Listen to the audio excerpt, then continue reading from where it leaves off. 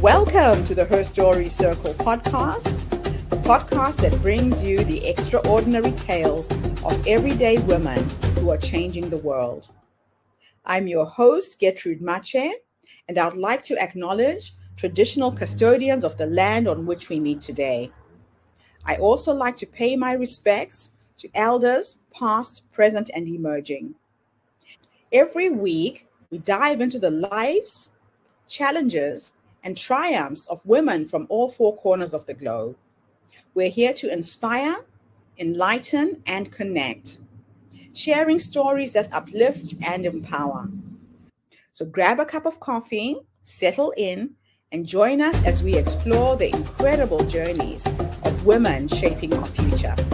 This is Her Story, where every woman's voice matters. Hello, everybody, and welcome back to the Her Story Circle. This is Gertrude Mache here in beautiful Melbourne, Australia. And today I am graced with the presence of yet another fascinating young woman. Welcome, welcome, welcome to our tribe. Please tell everybody your full name, where you're based, and share your story with us today.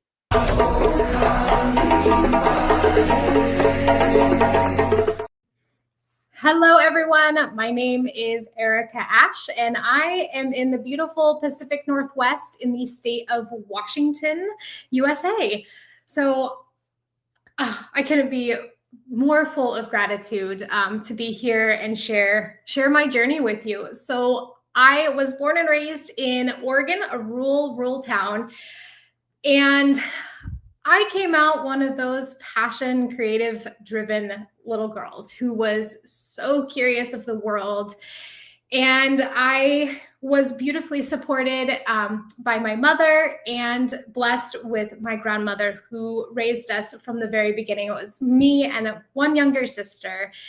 And through my childhood, my grandmother really led, and my mother, but my grandmother really opened our eyes to what was possible and that we could be anything and we could create anything. So we were always going on nature walks with our dogs and our notebooks and our eyes wide open to see if we spotted a bird, or to go down by the lake and read some poetry. So she was an influential person in my life, and she was the first one who told me that I had a gift to serve and change other people's lives, and that I could do it through the power of the pen and paper. So to become a writer. She was a writer herself, but in the 50s and 60s, it's not always easy to become a published author, but she was definitely an author at that. So that little girl grew up, and she was constantly looking for purpose and passion and something new that inspired her. But that quickly turned into, wow, I can turn this into entrepreneurship. So my entrepreneurship journey started very, very young.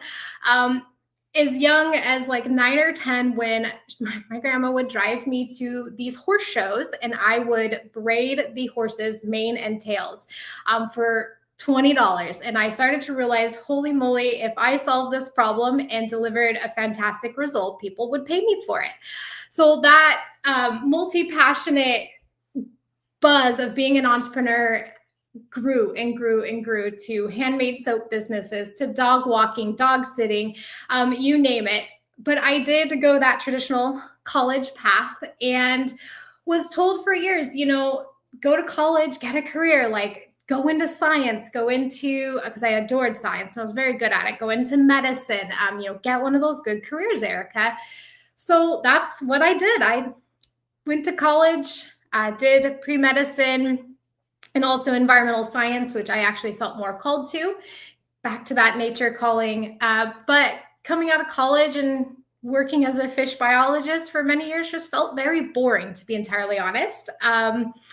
And I was constantly seeking that entrepreneurship. It was constantly calling me back because it's where I felt like I could solve problems and connect with other humans in a much deeper, more meaningful way. So entrepreneurship always pulled that string. Our next big opportunity to entrepreneurship was after I married my high school sweetheart, and he is now my lovely husband. So I am a wife today, and we got an offer to buy into an e-commerce business. So we went ahead and did that.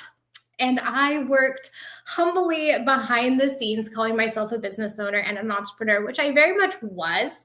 But that full identity didn't 100% sit well because I was in the background. My husband was the forward-facing business owner in this e-commerce brand. But nonetheless, we grew this business over the 10-year span that we were involved. We doubled in size and we exited. And we exited at multiple seven figures that this business was generating in revenue. But what I realized in this business is I could stay the creative in the background. I could work on the marketing and the fun things that felt aligned to me. But one thing I always disconnected from was the numbers and the math. I deeply held on to this story that I wasn't a numbers person, that I was bad at math. And I remember vividly, back in college, I had a chemistry exam and I got it back, and on the top in red letters next to the C- was learn to use your calculator and you will get a better grade on this. And so that and other stories, I did see that belief that I just wasn't good at math and I wasn't a numbers person. So that carried, like I said, back into business, and I disconnected. I delegated. Like I let my husband do the numbers bit. He was better at it, an engineer by trade, and I didn't take responsibility of it.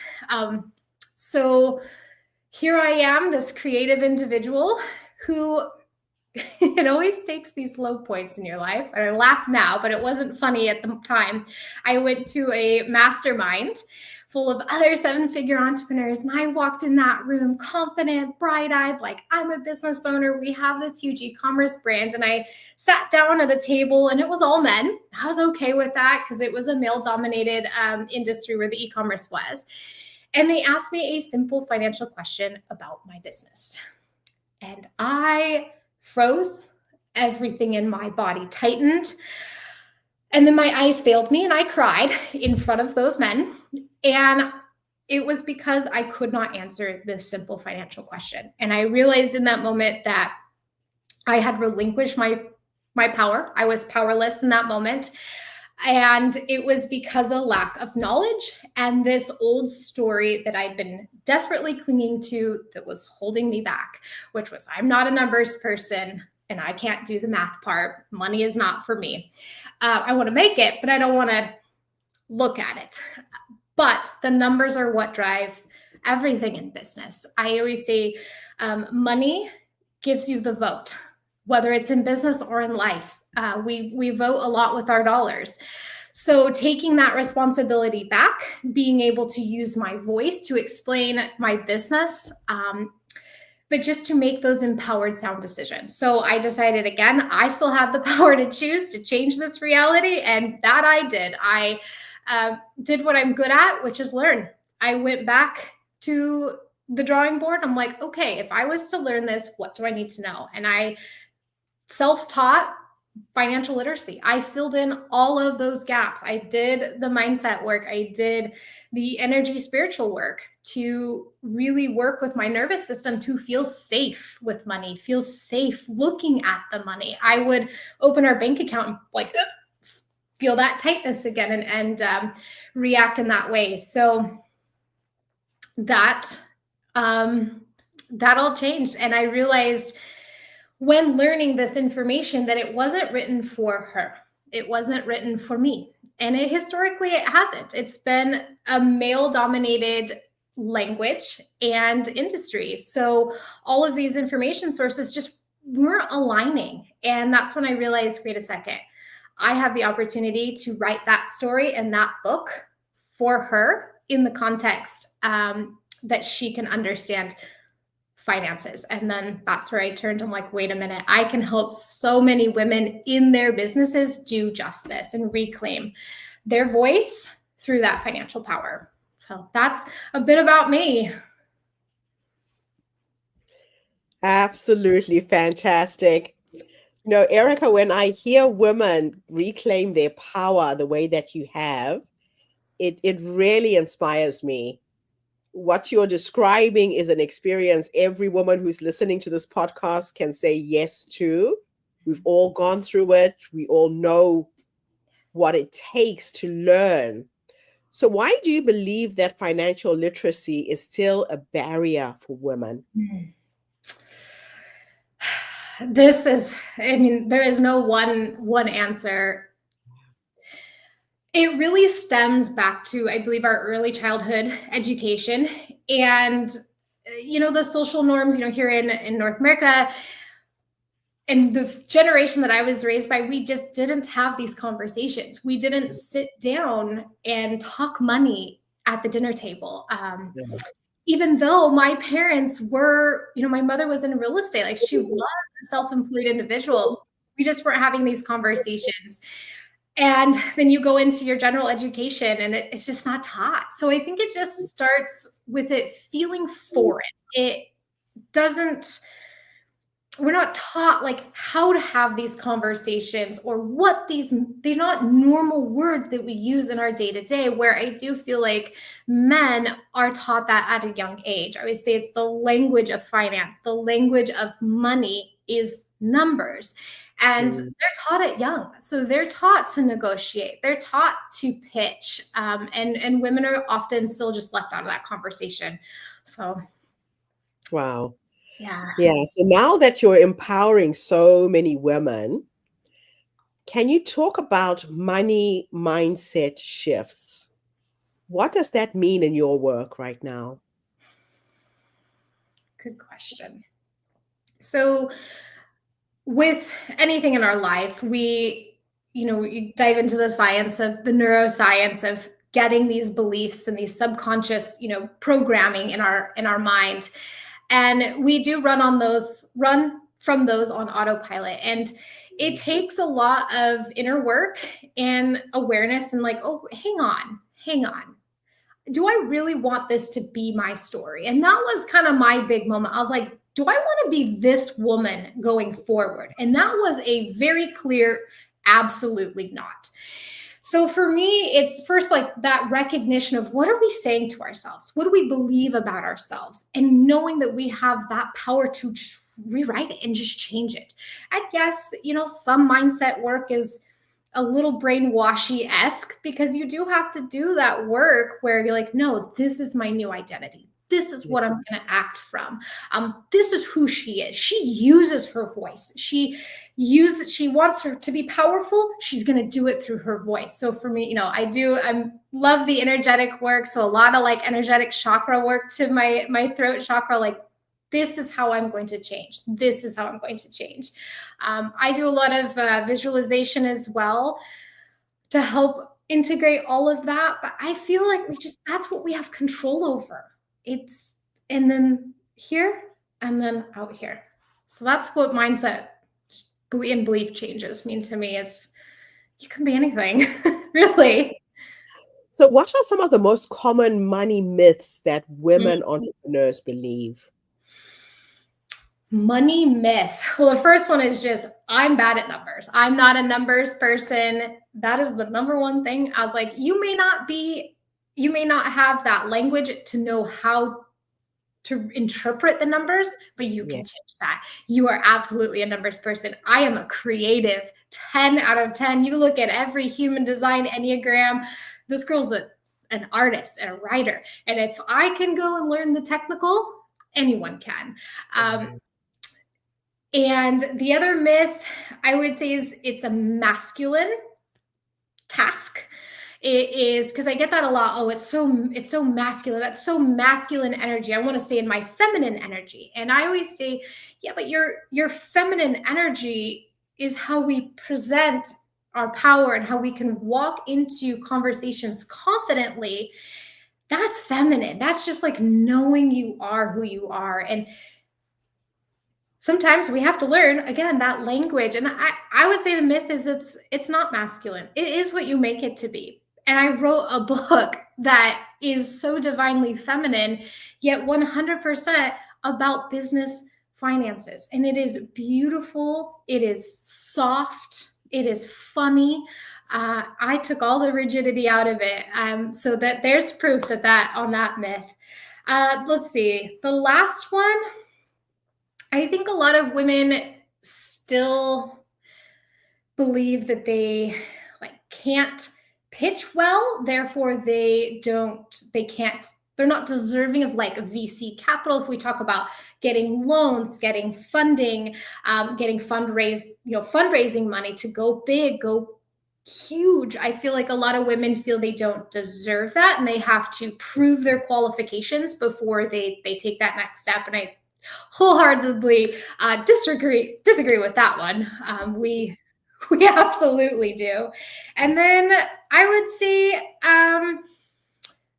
around the aggression, like, oh, men are successful in business because they're so much more aggressive and they'll just walk in and like, boop, and I'm like, I think we can do it in our beautiful way and be way more successful. So, because we lead heart-centered businesses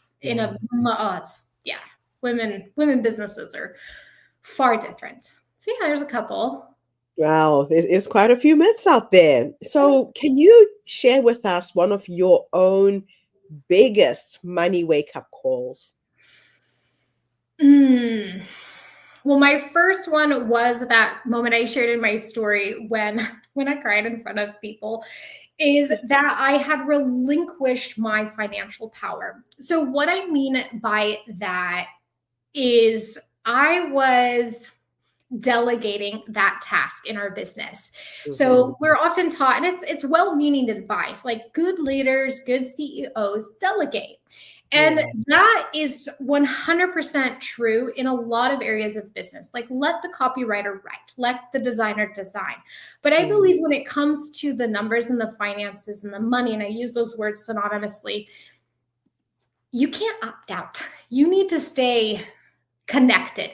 So my delegation of the financial and the numbers bit was actually disassociation. It was disconnection. It was only feeding my belief that, oh, that's just not for me. That's not my zone of genius. And I was just disconnecting, like relinquishing that financial power.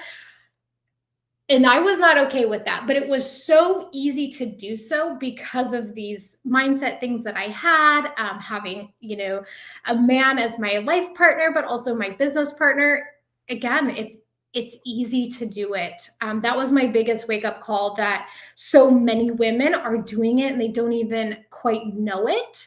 They'll also say, oh, I'll just hire a bookkeeper and my problems will go away. And I'm like, no, they will not. You need to stay opted into that conversation, because that's how you will lead. That's how you will know your company is going to the direction you want it to go. Yeah.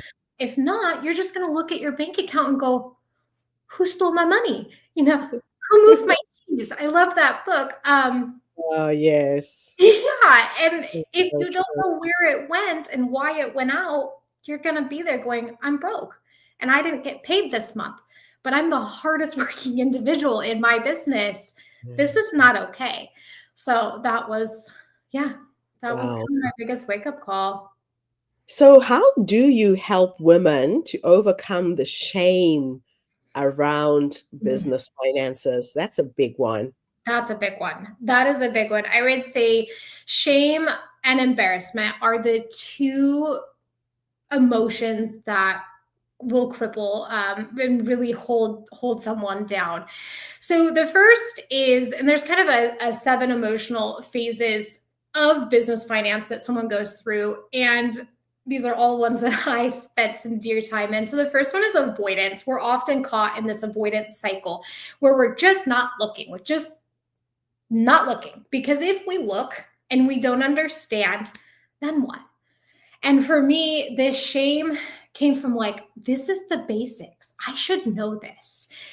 And oh my gosh, I feel so stupid. Like, it's me that's the problem. So that's where we have shame.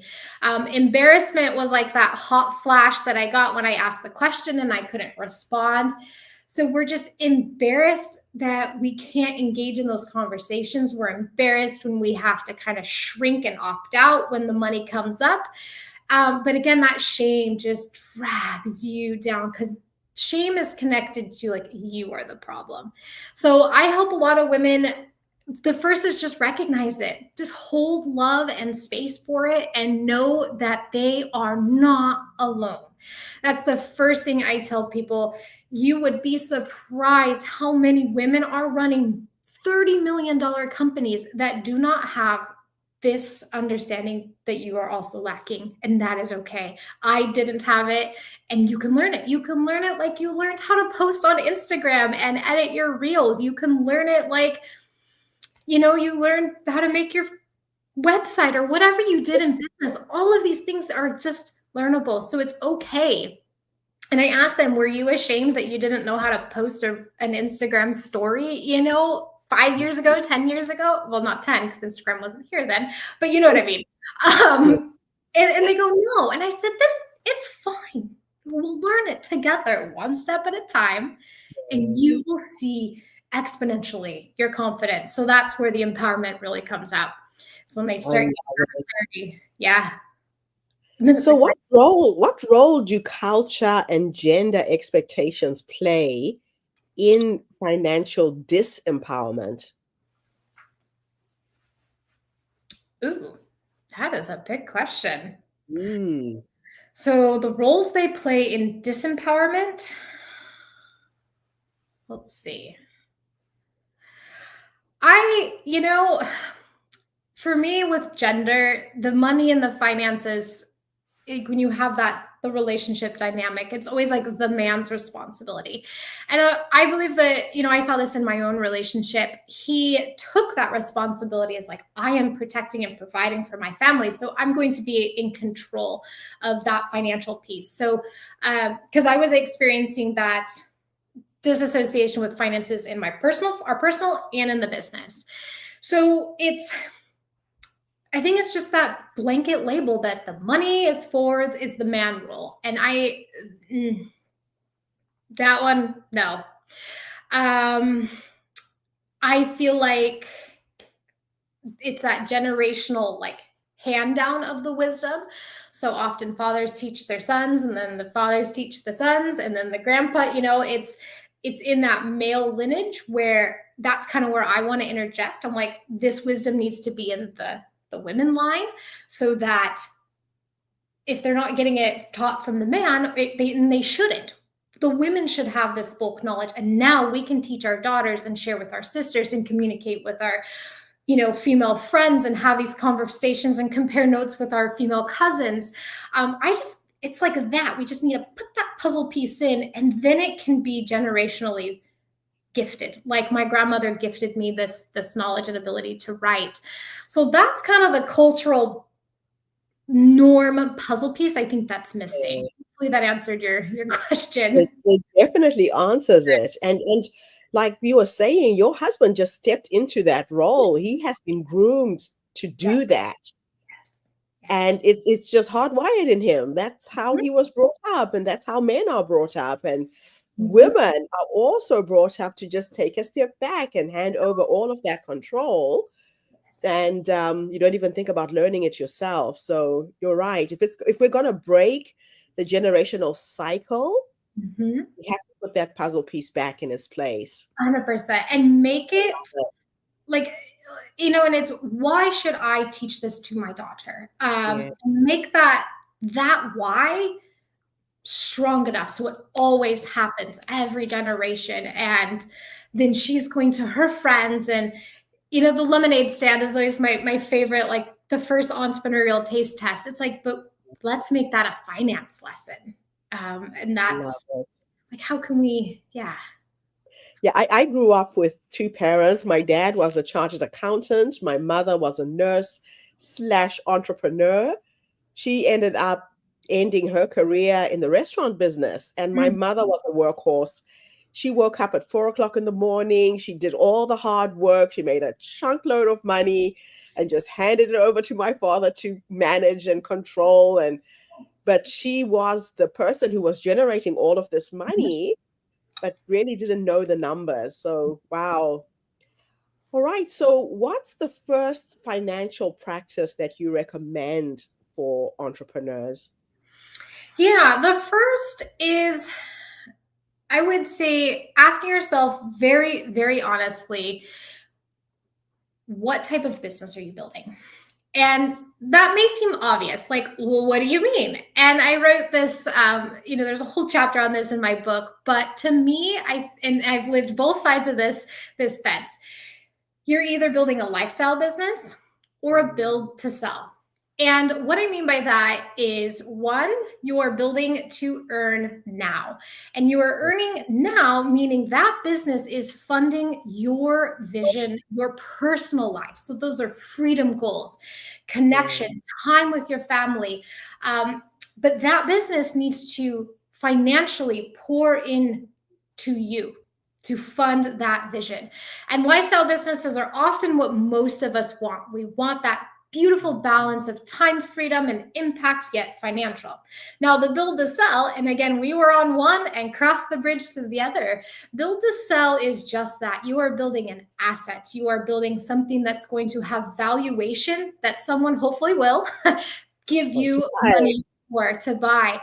So I always say, you're not pulling tons of money out of that business.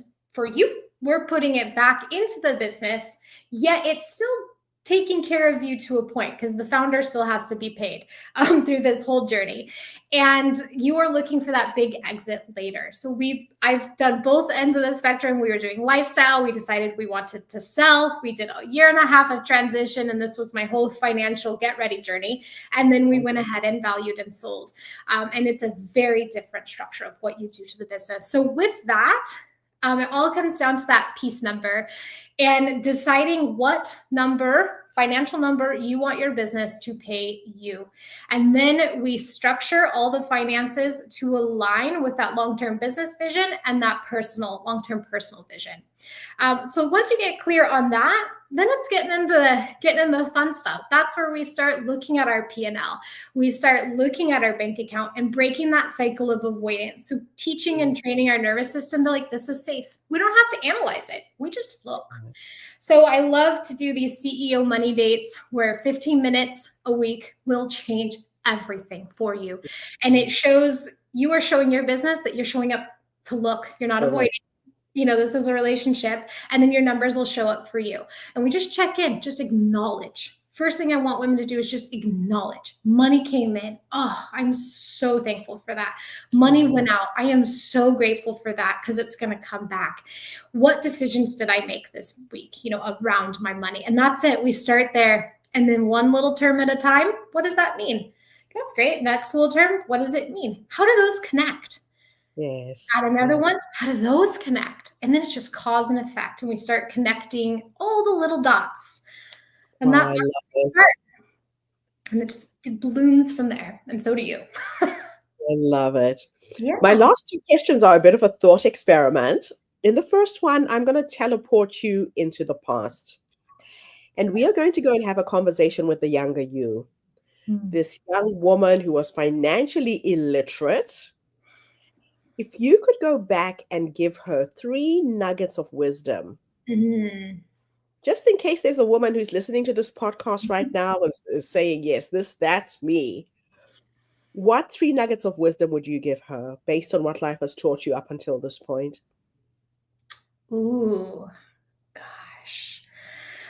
First one that's coming to mind is, I'm going to laugh at this one probably. Don't be so critical and overuse the word mansplain. So that mansplaining is a term I feel women have created to, like, when a man starts describing something and telling, we're like, oh, he's mansplaining. And that's very common in the financial industry. So I would tell her that you need to look deeper from the man's point of view, what mansplain truly is.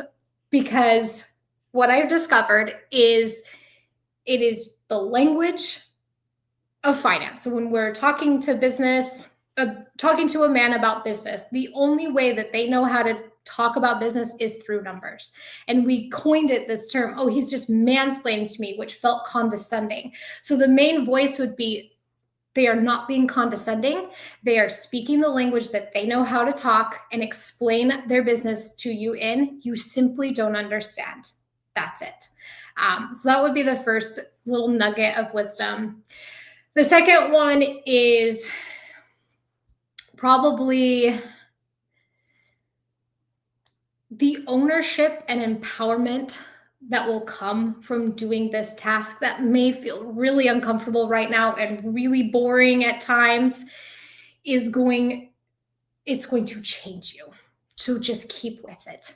Just keep with it and hold grace, because it's a journey. Not all of us learn it the same way, but I would just tell her, just keep with it. It's okay. It's going to be okay. And it's going to be more than okay once you've mastered that language. The third nugget, I would say, just stay curious and don't be afraid. Just don't be afraid. Don't be afraid of the conversations. Don't be afraid of the giant P&L. Don't be afraid of the equations, because they are breadcrumbs. They are breadcrumbs that you can follow to get so much amazing data that you can make those decisions from. And you will take your business in different ways by looking at that data. So that's kind of a long answer for that one, but... I love it.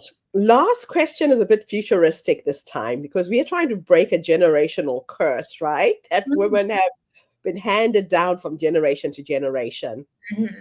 If I could teleport you into the future to go and have a conversation with a 90-year-old you, and she's sitting in her rocking chair, surrounded by her family, her dogs, her cats, whoever's with you at the end. If you could go and meet this wise woman who has led you up until this point, what would you say to her when you finally meet her?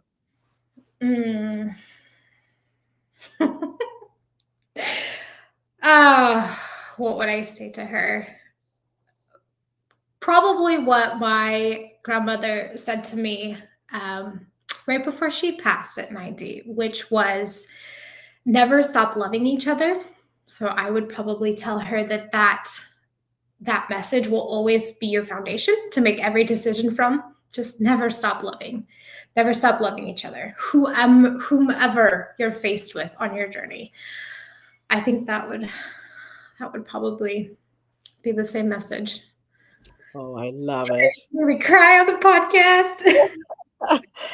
And I think you would probably thank her too for creating FundHer Capital and for empowering so many women with your knowledge, because you are breaking generational curses for so many families, for so many women. It's just incredible the work that you're doing. And I feel really honored to have had this opportunity to interview you today. 100%. You were breaking the same stories. Like, we have that power. Our voice is incredible, listening to your story. And we've been told that this is the outcome, but it doesn't have to be. It doesn't have to be the truth we hold on to and pass down. We can change it. And it can start with a simple conversation. So that's, I guess, what she would also say is like, thank you for opening your mouth and using that powerful voice to share, whether it's on a stage or virtual like this, and just share. I envision hundreds of thousands of women entrepreneurs across the globe sitting down every week, live or virtual. And we do these CEO money dates together. Like, we co-work, we support, like, we all show up, women supporting women. I have this vision that we do that, but like a global movement where we're all taking ownership, and we bring our daughter into that moment and we say, look, this is what we're doing. You want to be involved? And that's... I love it. Thank you. And that's where our superpower lies, when we connect and collaborate. You're so right. Mm-hmm. Erica, thank you so much. And thank you to everybody who tuned in today. The Her Story Circle is not just a podcast. We're a social impact movement that brings you the stories and voices of women from all over the world. We share our stories to uplift you, to inspire you, to energize you, but most importantly, to take you from where you are now to where you're trying to go. So if you are a woman who is financially illiterate, here is somebody who can help you. Connect with Erica. We have her website with this podcast, fundhercapital.com. It's like learning a new language, ladies. It's like going to Paris and you know how to speak French. I'll be back again tomorrow, everybody, with yet another amazing guest. In the meantime, have a fantastic day, morning, or evening, wherever you are in the world. And Erica, thanks again for the interview. Thank you. Bye for now, everybody. Thank you for tuning into the Her Story Circle podcast. I hope today's story has inspired you to believe in the power of our stories and the difference you can make in the world when you use your voice. I'm Gertrude Mache, and it's been an honor to share this space with you, where voices from all walks of life come together to weave a rich tapestry of diverse perspectives. Don't forget to subscribe, rate, and review our podcast to help us share these stories with more listeners. Follow us on social media by looking for the Her Story Circle podcast for more updates. And join us tomorrow for another episode filled with courage, resilience, and empowerment. Remember, your story matters, and together we're building a stronger, more inclusive world. Until next time, keep making her story. Fantastic.